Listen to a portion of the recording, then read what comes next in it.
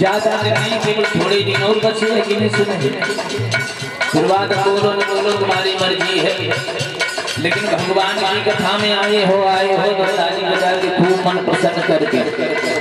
और देखो एक बात है, जो भगवान की कथा में ताली नहीं बजाते हैं रोए कैसे जाते हैं, हकले हो जाते हैं हकले। और हकले तो तुम्हें मालूम है कई वैरायटी होती है हकलाने, कई तरीका होते हैं।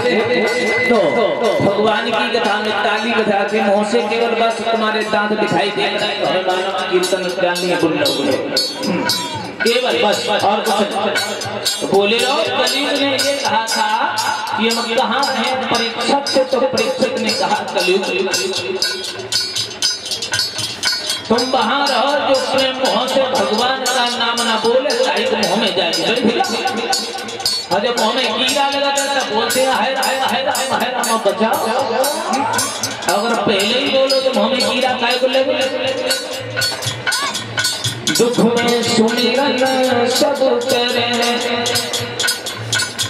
और सुख में करे न कोई, जो सुख में सुमिरन करे तो दुख जाए हो।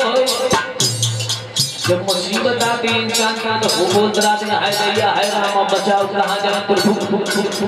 लेकिन जब सुख आता है तो भूल जाते हैं भिक्ष खूब दो वहाँ तक लड़ुआ बुरी है।